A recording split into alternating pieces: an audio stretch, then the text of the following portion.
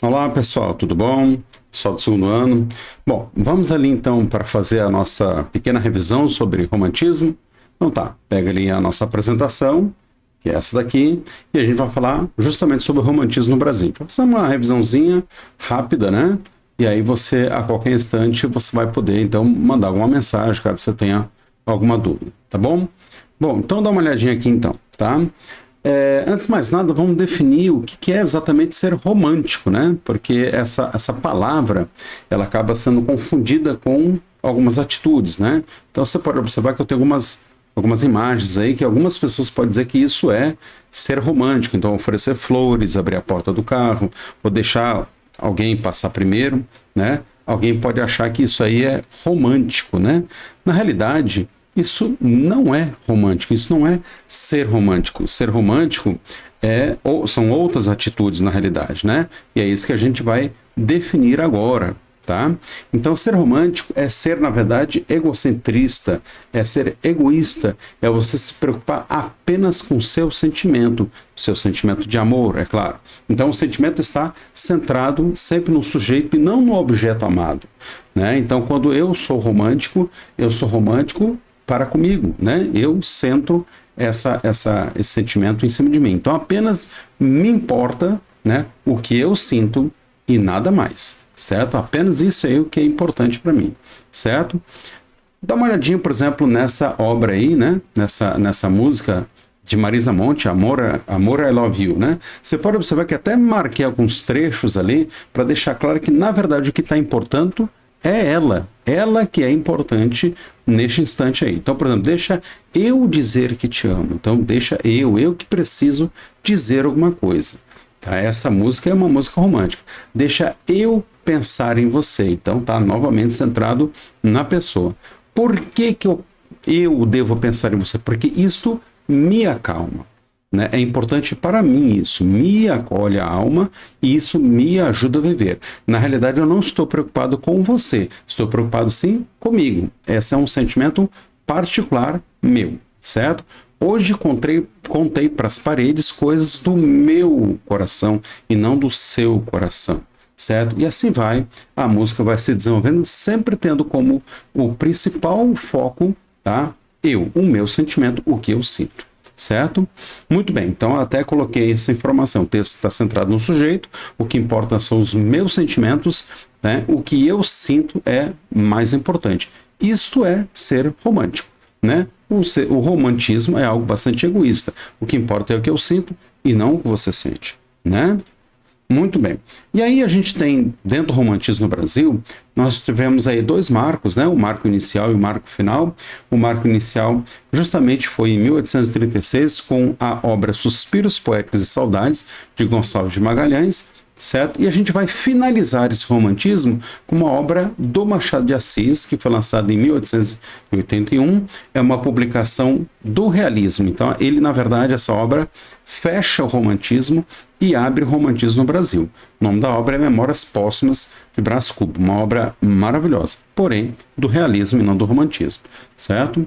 Bom, o contexto histórico do romantismo, né, é o seguinte: até a proclamação da República, foi a independência do Brasil o principal fator político do século XIX, né, o objeto mais importante, né, que determinou os rumos políticos, econômicos e sociais do país. Então estamos falando ali da data de 1889, né, que é justamente esse período aí da proclamação da República, tá? Merece destaque, né? Merece destaque também o segundo reinado, em que a nação conheceu um período de grande desenvolvimento em relação aos 3 séculos anteriores. Apesar disso, o Brasil continuou um país fundamentalmente agrário. Nós não éramos um país industrial, né? Não houve nenhum tipo de revolução industrial aqui no Brasil, certo? Cuja economia se baseava então no latifúndio, na monocultura e na mão de obra escrava, né? Nós ainda tínhamos escravo aqui no Brasil, certo? Essa era a forma como a nossa economia se desenvolvia. Agora vamos falar sobre o contexto cultural do romantismo, né? O Brasil ainda reproduz os modelos do romantismo europeu, até então, certo? Apesar de procurar afirmar sua identidade, tentando desenvolver uma própria cultura, certo? E aí o que aconteceu? baseia-se então a cultura nossa dentro das raízes indígenas ou sertanejas. Então, por isso que o romantismo, principalmente na primeira etapa, se volta para o índio, né? A figura mais importante é justamente o índio, porque foi justamente o primeiro povo, né, que habitou essa região aqui, certo? Que reflete, então, um caráter contraditório aí do romantismo brasileiro, tá? Muito bem. E aí nós temos, então, justamente algumas características do romantismo no Brasil. Então, nós temos uma liberdade formal, né? Nós rompemos justamente com a forma fixa da escola anterior, né? O arcadismo, tá? O nacionalismo, né? Nós valorizamos as coisas mais importantes que são da própria terra. Então temos o índio, a valorização da natureza, temos também uma questão do patriotismo exagerado, que a gente vai chamar aqui de ufanismo, tá? Então o terceiro item é indianismo e regionalismo, é um aspecto bastante importante. Temos um personagem linear, que a gente vai encontrar personagens esféricos, portanto complexos, justamente no realismo, aqui não. Tá? Temos um sentimentalismo muito exagerado, um subjetivismo, do qual a gente acabou de comentar aí, né? Por que subjetivismo? Porque está centrado em mim e não em você, né? Temos um individualismo, porque novamente a coisa está centrada em apenas num único indivíduo.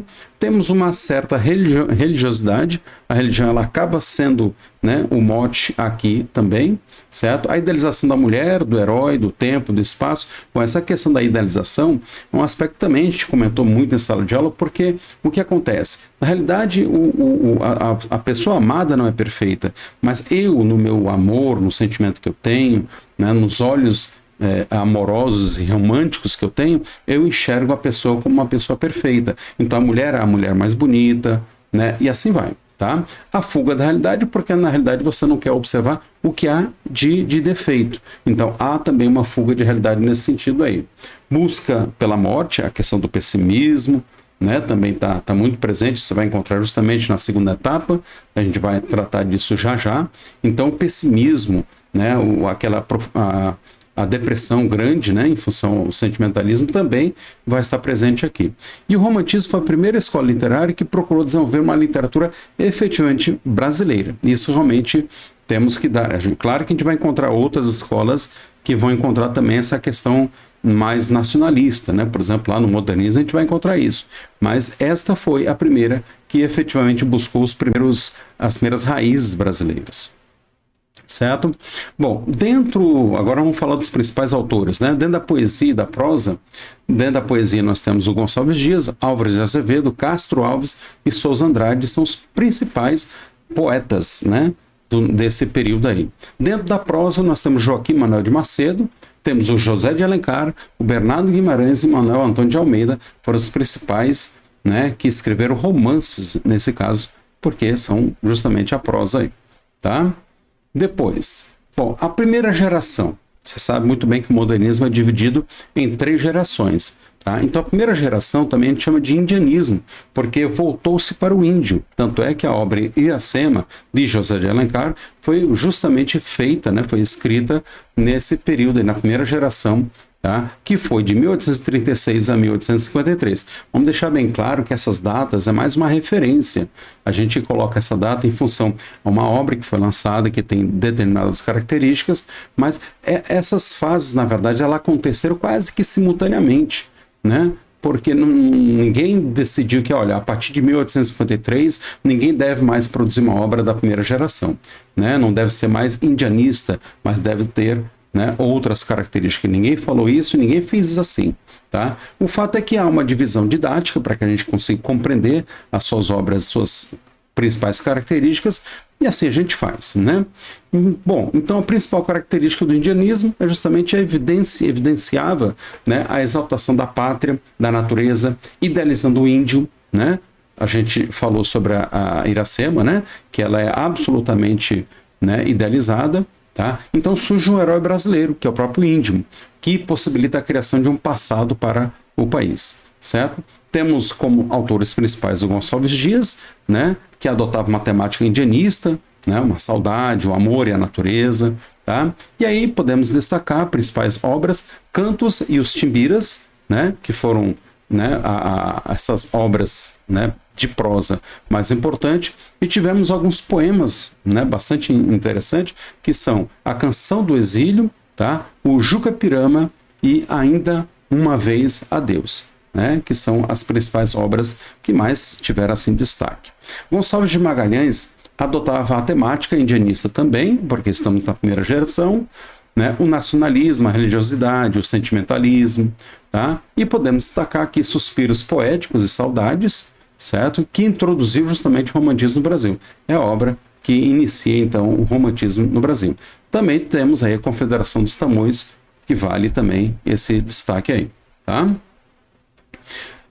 A segunda geração, a gente também pode ser chamado também, né, de byronismo, tá? Justamente por conta desse carinha que você está vendo aqui embaixo, aqui, que é o Lord Byron, né? Ou simplesmente mal do século, né? Esse carinha aqui, ele influenciou fortemente, né, justamente a literatura, porque muitos se inspiraram no que ele fez, no que ele produziu, e assim vai, tá? Bom, é marcado pelo pessimismo, não é à toa que se chama mal do século, pelo predomínio do eu, né, e pela subjetividade. Então, esses detalhes, essas características vão se acentuando cada vez mais, tá? Autores principais, Álvares de Azevedo, né, onde a principal temática é o amor e a morte, né? Temos como principal obra Lira dos 20 Anos e Noite na Taverna, tá? Poemas que se destacam: Se Eu Morresse Amanhã e Lembrança de Eu Morrer. Você viu que a palavra morte está presente sempre aqui. E a palavra morte vai estar sempre, na realidade, presente nessas obras aqui. Por isso mesmo é que nós chamamos, então, essa segunda geração de mal do século. Temos também o Fagundes Varela, nós temos o nacionalismo, o indianismo, religiosidade, lirismos amorosos, saudade, escravidão, preocupações sociais, etc. Né? Obras de destaque, temos aí Vozes da América, Noturnas, Cantos do Ermo e da Cidade, sendo o Cântico do Calvário seu poema mais famoso, certo? Depois temos o Casimiro de Abreu. Os temas centrais de suas obras eram o amor ingênuo e adolescente, e a saudade bastante evidente nos poemas Meus 8 Anos. Você pode observar que até ele coloca ali no passado como se os 8 anos dele foi, sem dúvida nenhuma, uma época mais importante da vida dele. E também temos aí a Canção do Exílio, né, e Minha Terra. Um destaque aqui na Canção do Exílio, que talvez seja o poema mais conhecido e também mais parodiado, né? Minha terra tem palmeiras, onde canta o sabiá. As aves que aqui gorjeiam, não gorjeiam com lá. Então essa obra aí talvez seja a mais importante aí, tá? Depois temos o Junqueira Freire, né? Que ele foi monge beneditino, mas largou a batina por sentir que não tinha vocação. Certo? Ele mesmo achou que não tinha essa vocação e largou a batina.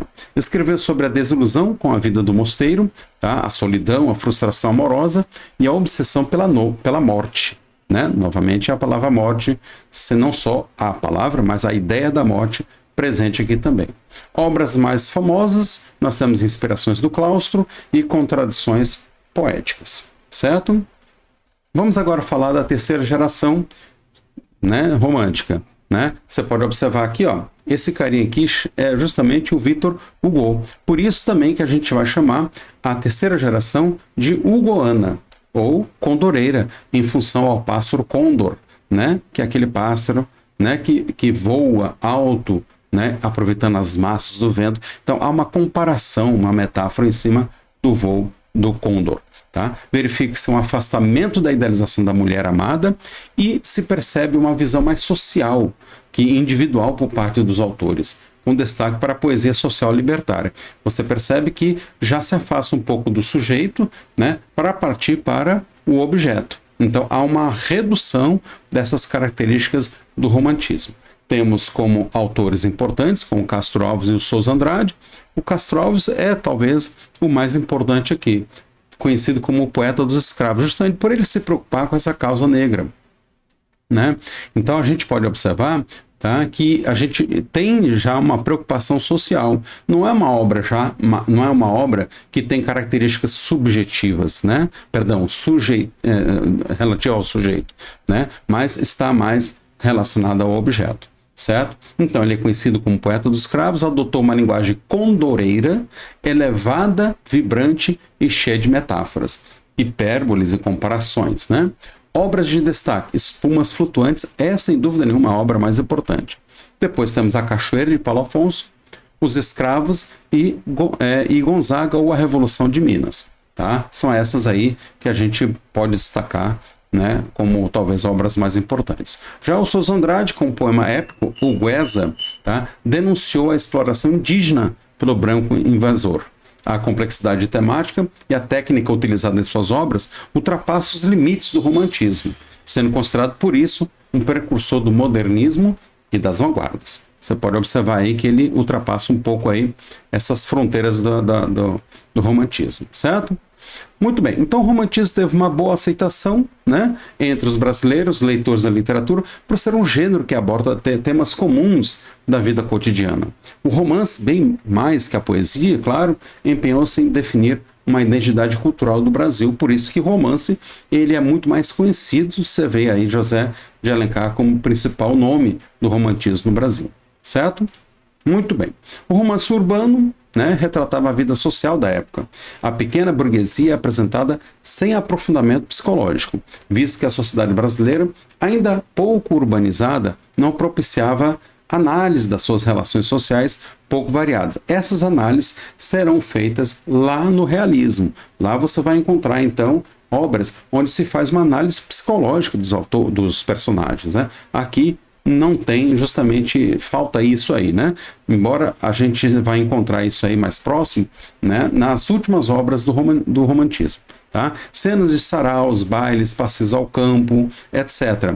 alternam-se com complicações de caráter social e moral, como casamentos, namoros, bisbilhotices. Certo? São romances urbanos. A Moreninha, O Moço Loiro, de Joaquim Manuel de Macedo, Memórias de um Sargento de Milícias, de Manuel Antônio de Almeida, Diva, Lucila, Senhora, A Pata da Gazela, 5 Minutos, A Viuvinha, todos eles de José de Alencar. Tá? São romances urbanos, portanto, retratando a vida urbana. Certo? Há uma volta ao passado histórico, isso agora a gente vai falar sobre romance histórico, né? Medieval ou indígena, no caso do romance brasileiro. Uma vez que aqui não houve Idade Média, né? Na verdade, a história do Brasil ela se resume a partir de 1500, né? Obviamente que existe uma história, mas não registrada, já que a linguagem a língua do índio é uma língua que não houve escrita, que a gente chama então de ágrafa, certo? Então essa língua não houve escrita, então não houve registros escritos, né, da vida aí do índio, tá? Muito bem, como não houve então a Idade Média, revela então um gosto pelo suspense e a ênfase na vingança punitiva. Apesar da influência estrangeira, pouco a pouco o romancista volta-se para a reconstituição do clima nacional, ou seja, há sempre um retorno para o próprio Brasil mesmo, né? Procura-se ser fiel aos hábitos, instituições e modus vivendi, que é o modo de viver do brasileiro, certo? E aí, pessoal, tem alguma dúvida? Vocês conseguiram compreender, né? Você sabe que você pode retornar esse vídeo, né? Vê-lo novamente, tá? E aí a gente consegue, então, rever esses pontos aí, tá bom? Vamos fazer algum exercício? Bom, é o seguinte, vai funcionar da seguinte forma. Eu vou colocar aqui na tela para vocês a tarefa, né, a atividade, e vou dar 10 segundos para você responder, e em 10 segundos eu coloco a resposta. Se você preferir, se achar que 10 segundos é pouco, você dá um pause no vídeo aí, certo? Eu vou colocar uma contagem regressiva, vai ficar aqui embaixo, aqui, é o tempo que eu vou colocar as respostas. Então vamos lá, 10 segundos então, tá? Dá uma olhada aí.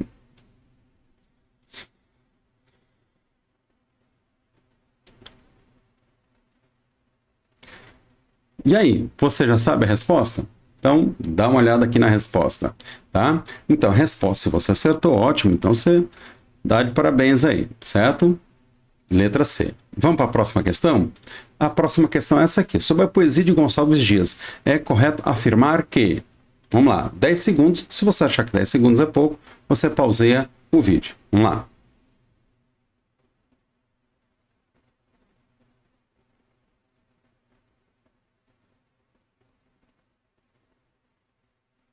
Pronto, muito bem. Então, sobre a poesia de Gonçalves Dias, é correto afirmar que...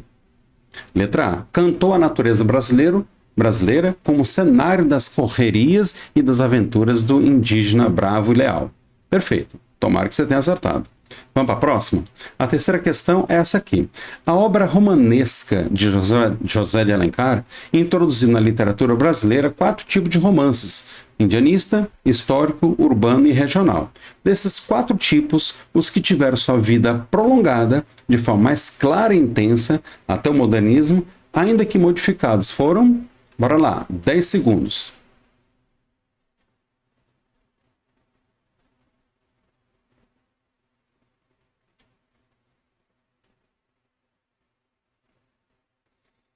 Resposta na tela, então. Vamos lá. Então, seria urbano e regional, certo? Vamos para a próxima? São 5 questões, a gente vai para a quarta agora, tá? A quarta é isso aí. Até mereceria mais do que 10 segundos, mas eu vou botar 10 segundos aqui. Se você achar que não foi possível responder nesse período, você dá uma pausa aí no vídeo. Vamos lá, 10 segundos então.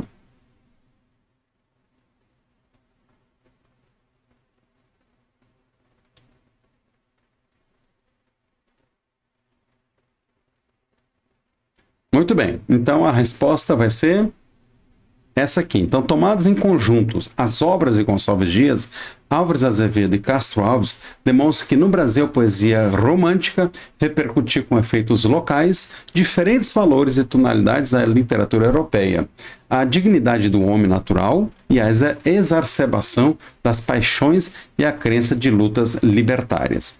Vamos agora para a quinta questão e última. A quinta é essa daqui, né?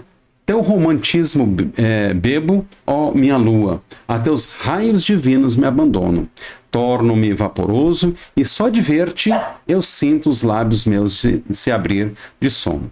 Nesse excerto, o eu lírico parece aderir com intensidade aos temas do que fala, mas revela de imediato desinteresse e tédio. Essa atitude do lírico manifesta... Bora lá, 10 segundos para você.